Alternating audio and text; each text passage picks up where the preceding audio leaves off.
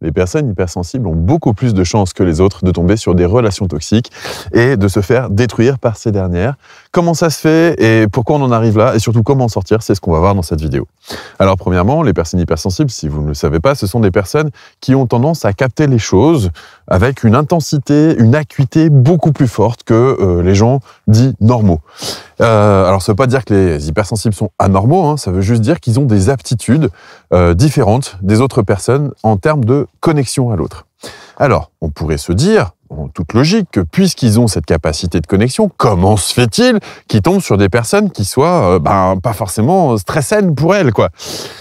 Eh bien parce que, alors il y a plusieurs phénomènes, mais déjà le premier, c'est que les personnes hypersensibles, puisqu'elles ont cette capacité de connexion, et qu'en général, ça tombe juste, elles ont tendance à avoir confiance en leur intuition, voire à avoir une foi inébranlable en leur intuition.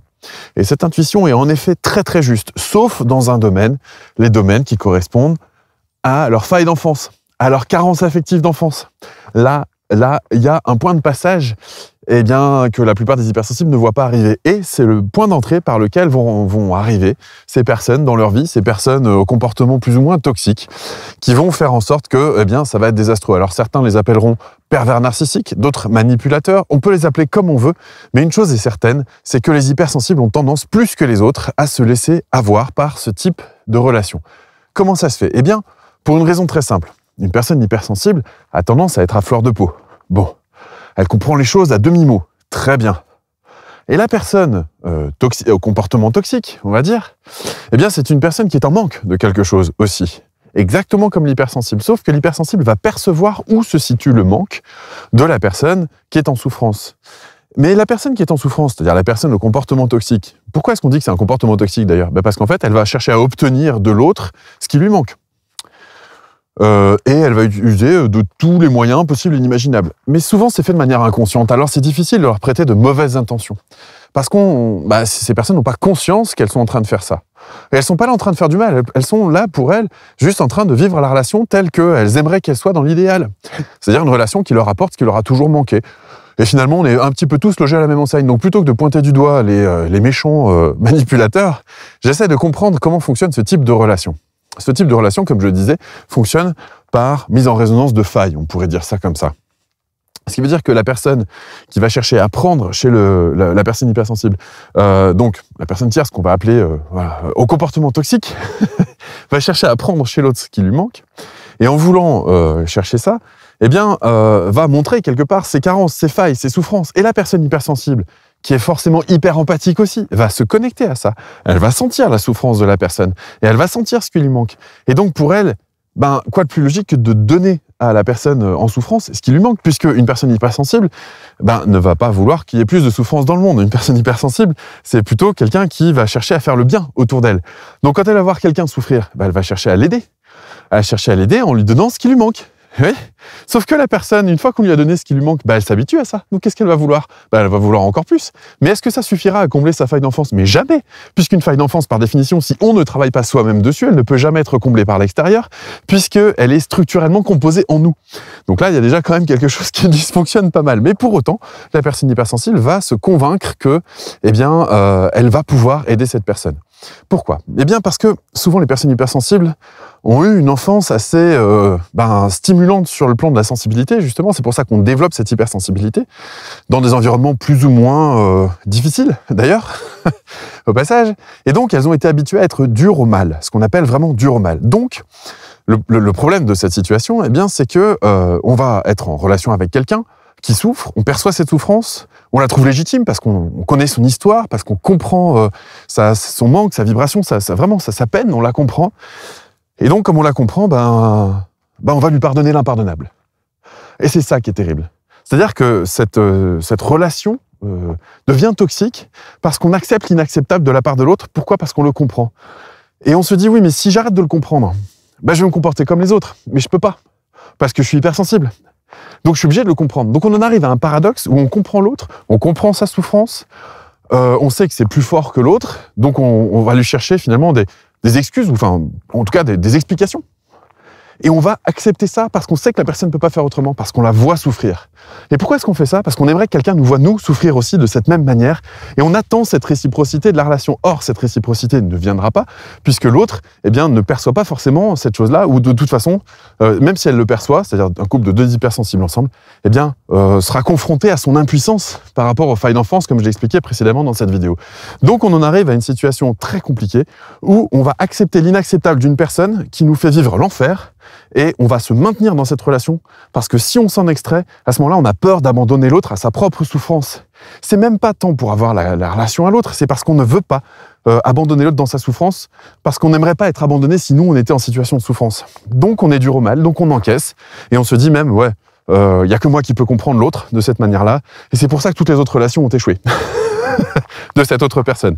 Et on n'a pas envie de l'abandonner, on a envie de lui redonner foi en l'amour, on a envie de l'accompagner, de la guérir d'elle-même, de la sauver d'elle-même. Et là, on rentre dans le fameux triangle de Karpman, où en fait, en effet, on joue au sauveur. Et malheureusement, ça mène que au drame et à l'insatisfaction. Donc, on finit par se faire détruire dans ce genre de relation parce qu'à force de donner de l'énergie et donner de l'énergie, eh bien, pour faire en sorte que l'autre soit bien et cesse de souffrir, eh bien, cette énergie, c'est à notre détriment et au final, on peut finir complètement ravagé. Alors, comment est-ce qu'on fait pour sortir de ça?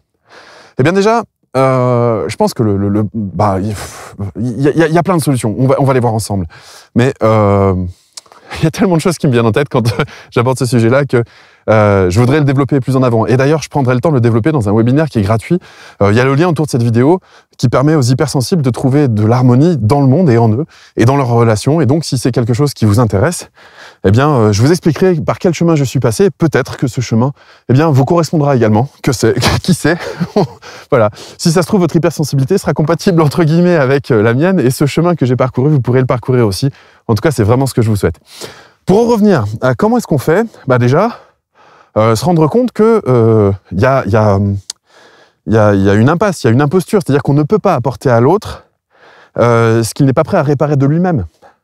C'est-à-dire qu'une personne qui souffre, qui revendique cette souffrance, et en plus, si on l'assiste, c'est-à-dire si on lui donne ce qui lui manque, pourquoi est-ce que cette personne travaillerait pour restructurer ce manque, alors que ce manque lui amène le bénéfice de votre don? Forcément, si la personne bénéficie de vos dons grâce à sa souffrance, eh ben, elle va devoir maintenir cette souffrance. Parce que si elle l'enlève, vous lui donnez plus rien.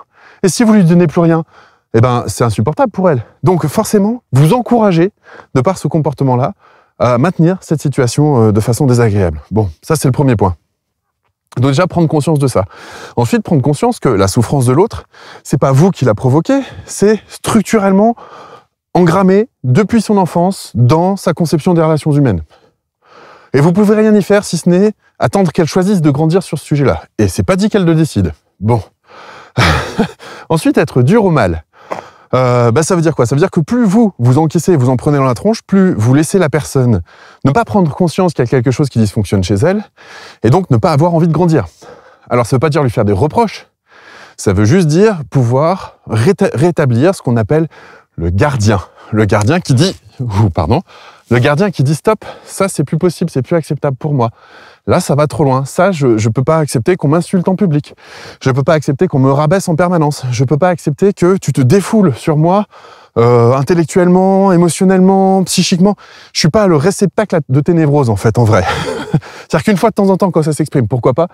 Mais si c'est structurel et permanent, là, il y a un stop à mettre quelque part. Le problème, c'est que l'hypersensible, va avoir peur de mettre ce stop parce que, la personne en face, qui le sait très bien, va réagir en fonction de ce stop en mettant une épée de Damoclès sur la relation. En disant, écoute, si t'es pas contente ou si t'es pas content, on s'arrête là. Et vu que la personne hypersensible, elle, ce qu'elle veut, c'est la connexion, si on met en jeu ce qu'elle veut le plus, elle va se maintenir dans cette situation jusqu'à être quasiment détruite. C'est pour ça que les hypersensibles sont plus fréquemment que les autres abîmés par les relations de haute toxicité. Et cette toxicité est encouragée du fait qu'elles acceptent l'inacceptable. Donc voilà pour moi un des points à mettre en place. Alors comment est-ce qu'on fait pour dire stop alors qu'on a peur de perdre la relation? Ça s'apprend, en effet, c'est quelque chose que j'ai appris. Comment dire stop à quelqu'un de manière intelligible sans qu'il le prenne de manière personnelle, ou alors le laisser le prendre de manière personnelle si c'est son choix, mais que ce soit pas notre intention et que ce soit clairement affiché que ce soit pas notre intention. Et je pense que c'est à partir de là, quand on apprend à travailler ces outils relationnels qu'on ne peut mettre en place que quand on est suffisamment apaisé. Parce que ces outils-là, bien sûr, demandent un petit peu de discernement, du contre-intuitif, même parfois. Et le problème, c'est que ce genre de situation, eh bien, si on n'a pas suffisamment de sécurité intérieure, on va pas être capable de les enclencher. Parce que nos émotions et nos pulsions de peur, de solitude, d'angoisse vont ressurgir et vont faire en sorte de nous maintenir dans cette espèce de machine à laver relationnelle, cette espèce de rouleau compresseur, là, cette espèce de broyage à hypersensibilité que sont les relations de haute toxicité. Et donc, on va se maintenir dedans. Et on va se maintenir dedans, non pas parce que l'autre nous y oblige, mais parce que nos peurs nous y obligent. Et l'idée, c'est vraiment de travailler là-dessus. Donc, si vous voulez aller plus loin sur la prise de conscience de comment vous fonctionnez en tant qu'hypersensible, et notamment au niveau de vos peurs, pour pouvoir ensuite faire en sorte de vous faire respecter dans la relation, c'est-à-dire de pouvoir mettre un stop bienveillant, pas un stop de conflit, un stop bienveillant dans la relation, eh bien ça, c'est une affirmation de soi qui s'apprend, surtout quand on est hypersensible, et ça ne s'apprend pas comme si on était une personne qui n'était pas hypersensible, parce qu'on a un rapport aux émotions qui n'est pas le même, et donc on a un rapport à nos peurs et à nos angoisses existentielles s'il y a rupture de la relation, qui sont mais décuplées, voire centuplées, voire exponentielles par rapport aux personnes dites normales. Voilà, j'espère que vous avez aimé cette vidéo. Moi, je vous dis, prenez soin de vous et à très bientôt. Ciao. Si vous avez aimé cette vidéo, n'hésitez pas à la partager, à la liker, à vous abonner aussi aux chaînes YouTube et aux pages Facebook. N'hésitez pas non plus à aller en voir d'autres. Il y en a plein, la chaîne YouTube et plein, la page Facebook. Et puis, je vais vous mettre des liens en dessous de cette vidéo ou au-dessus en fonction de là où elle se trouve. Des liens d'accès, notamment un lien d'accès au groupe de travail, un groupe gratuit. Si jamais ce sont des thématiques qui vous intéressent et que vous voulez vous retrouver un petit peu moins seul et travailler encadré par des coachs professionnels, eh bien, voilà, il y a un groupe gratuit. N'hésitez pas à cliquer. Vous avez aussi le QR code qui est là si vous voulez aller directement sur le groupe et faire votre demande d'adhésion. Moi, je vous dis à très bientôt. Prenez soin de vous. Ciao.